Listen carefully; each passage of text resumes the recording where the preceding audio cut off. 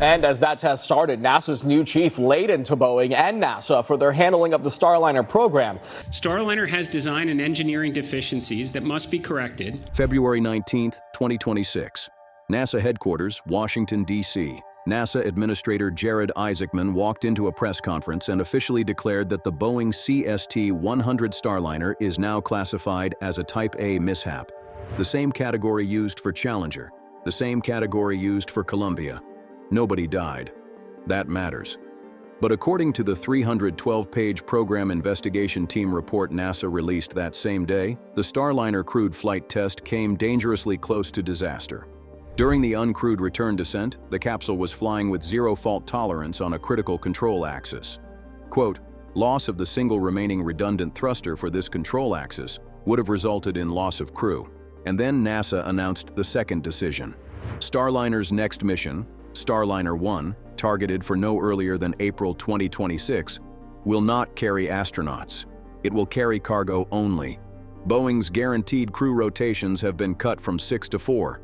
Boeing's path back to flying humans is now probationary. This is episode 66. Today we're breaking down what the PIT report actually found, why NASA classified the mission in the same category as the shuttle disasters, why the spacecraft has been grounded to cargo runs, and why the administrator just fired 2 of NASA's most senior human spaceflight leaders in the fallout. If this story matters to you, drop a rocket emoji in the comments below. The Mishap Declaration. Let's start with what NASA actually declared. On February 19, 2026, Administrator Jared Isaacman, flanked by Associate Administrator Amit Kshatriya, formally classified the 2024 Boeing crewed flight test as a Type A mishap under NASA Procedural Requirements 8621.1d, based on an independent 312-page Program Investigation Team report. The report's language was blunt. Quote, the PIT determined that the loss of 6 degrees of freedom control during ISS rendezvous meets the criteria for a Type A mishap for loss of controlled flight due to thruster failures. But here's what made this declaration unprecedented. The mishap happened in June 2024. NASA didn't classify it then. Not in September 2024 when the capsule came back uncrewed. It took until February 2026. Isaacman explained the delay in a 4-page letter to the NASA workforce. Quote, cost thresholds exceeding a Type A mishap by a factor of over 100 were present from the outset, yet a formal mishap was not initially declared. Concern for the Starliner program's reputation influenced that decision. Initially, the Commercial Crew Program investigated itself. These decisions were inconsistent with NASA's safety culture. NASA management delayed a mishap classification to protect Boeing. The administrator said that on the record to the American public. What Type A actually means. Before we go further, please take a second to like this video and subscribe. Over 98% of viewers watch without subscribing. It costs you nothing, but it helps us keep telling these stories. Now, what does Type A actually mean, and why is the Challenger comparison technically accurate? NASA's mishap system breaks incidents into 5 tiers under Procedural Requirements 8621.1d. Type A is the most severe, triggered by any one of 3 criteria: direct cost of mission failure and property damage of $2 million or more, a crewed spacecraft hull loss, or an unexpected departure from controlled flight. Starliner triggered 2 of those independently. The loss of 6 degrees of freedom control during ISS rendezvous was textbook unexpected departure from controlled flight, and the total financial toll, 11 weeks of troubleshooting, the Dragon rescue, the engineering redesigns, exceeded the 2 million threshold by what Isaacman called a factor of 100. The key distinction: a Type A mishap does not require fatalities. It requires loss of controlled flight or property damage above threshold. Challenger and Columbia were Type A because they destroyed orbiters and killed crews. Starliner is Type A because of what nearly happened. The mission timeline: June 5, 2024. Starliner Calypso launched from Cape Canaveral aboard a ULA Atlas V. On board, NASA astronauts Butch Wilmore as commander and Suni Williams as pilot. Both former Navy test pilots. The mission was supposed to last 8 days. Before launch, engineers had identified a helium leak in Starliner's service module. Management called it stable. Once in orbit, that assumption collapsed. 4 additional helium leaks emerged. By the end of the mission, 7 of 8 manifolds had leaked. The pit report blamed fundamental material incompatibility between seals and the oxidizer, plus O-ring sizing errors. The seals were the wrong material, and the manufacturing was sloppy. Then came the docking, June 6, 2024. As Starliner made final approach to the ISS, 5 aft-facing reaction control thrusters suddenly went into fail-off states. The spacecraft lost 6 degrees of freedom control, lost translation on the docking axis, lost pitch and yaw authority. Standard flight rules dictate an immediate abort. Instead, Wilmore and Williams took manual control at the 200-meter hold point. Hotfire troubleshooting recovered 4 of the 5 thrusters. Starliner hard-mated with Harmony at 1:34 p.m. Eastern, over an hour late. The PIT report explained why. Extreme thermal loads inside the thruster compartments, engineers call them doghouses, caused 2-phase oxidizer flow. The propellant was simultaneously vaporizing and cavitating. The heat also caused physical extrusion of Teflon poppets inside the oxidizer valves, choking the thrusters. Testing before the 2019 uncrewed flight had already shown thrusters could exceed qualification limits. NASA and Boeing accepted the risk for the crewed flight test anyway. Wilmore and Williams were never coming home on Starliner, they just didn't know it yet. The return decision and near disaster. For the next 11 weeks, engineers ran ground tests at White Sands, trying to replicate thruster degradation they couldn't physically inspect. What they found broke the mission. The PIT report revealed Starliner's propulsion lacked two-fault tolerance for the deorbit burn from the start of the program. Neither Boeing engineers nor NASA oversight caught this fundamental shortfall until immediately before the crewed launch. On August 24, 2024, NASA formally announced Starliner would return uncrewed. Commercial Crew Program Manager Steve Stitch, quote, "Starliner is a very capable spacecraft, and ultimately this comes down to needing a higher level of certainty to perform a crewed return." The PIT report revealed what that statement didn't say. Internal debates had, quote, "deteriorated into unprofessional conduct." Engineers reported meetings where dissenting safety opinions were dismissed. Some said they stopped speaking up because their input would be ignored if it contradicted the program schedule. The SpaceX Crew 9 Dragon launched September 28, 2024, with only 2 people on board instead of 4, leaving 2 empty seats and Dragon-specific spacesuits for the stranded crew. Wilmore and Williams splashed down aboard Dragon Freedom on March 18, 2025, after 286 days in space. But here's what makes the PIT report genuinely chilling. Even the uncrewed return of Starliner nearly ended in disaster. On September 7, 2024, during Reentry, a thruster on the crew module itself, not the service module, the crew module, failed to fire. The PIT investigation uncovered that Boeing had requested, and NASA had granted, a pre-launch variance allowing the crew module to operate as single-fault tolerant during Reentry. That deviated from NASA's standard dual fault tolerance requirement.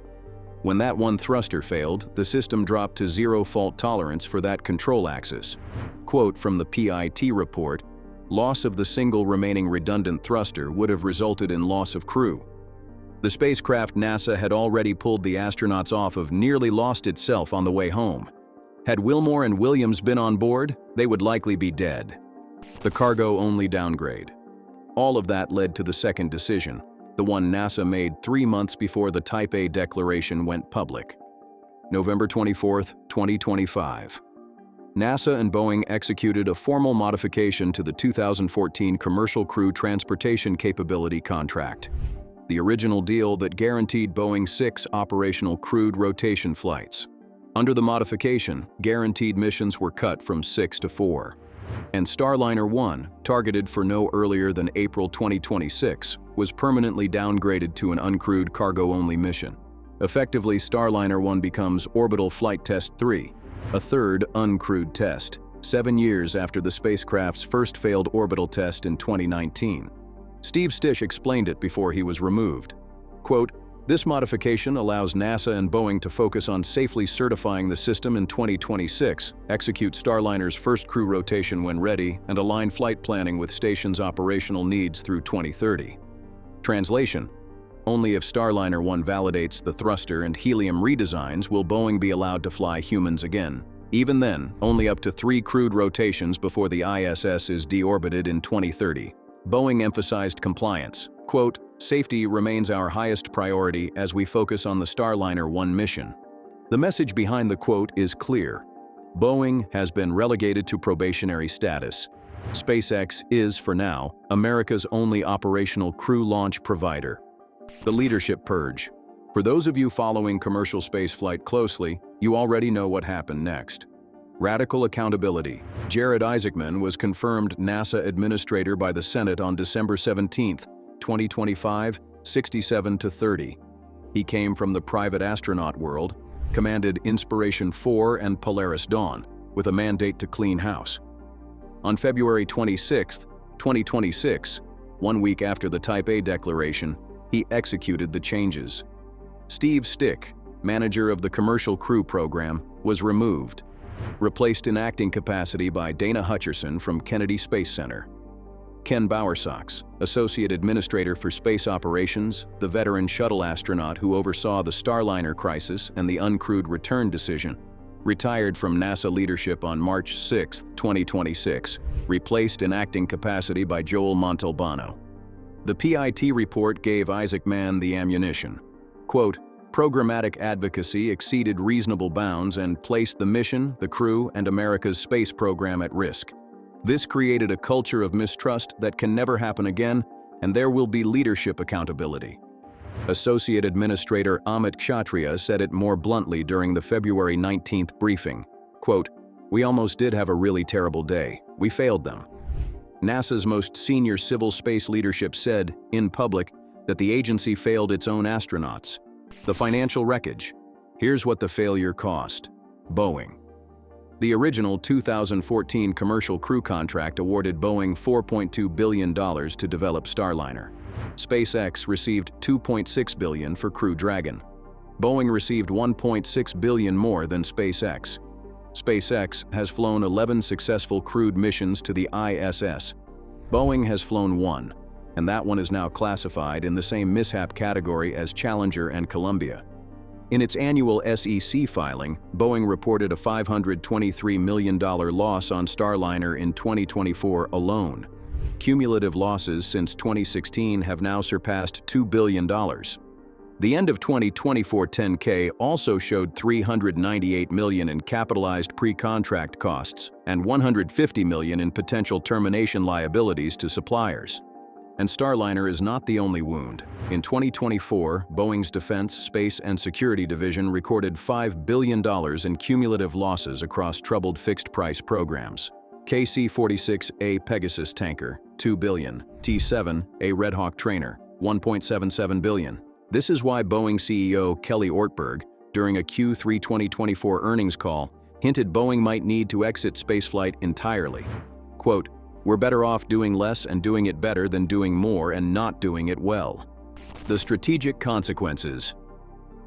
The Commercial Crew Program was built on dissimilar redundancy, the principle that if one provider fails, America wouldn't lose orbital access the way it did when Columbia was lost in 2003. That principle is temporarily broken. As of early 2026, American astronauts can only reach orbit on SpaceX Crew Dragon. Crew 10, Crew 11, Crew 12, all Dragon.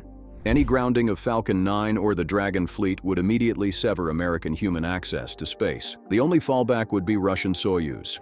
In the current geopolitical environment, that is not an option anyone wants to rely on. Senator Ted Cruz, chair of the Senate Commerce Committee, framed the stakes during Isaacman's confirmation hearing. Quote, "We cannot surrender low Earth orbit to China or Russia.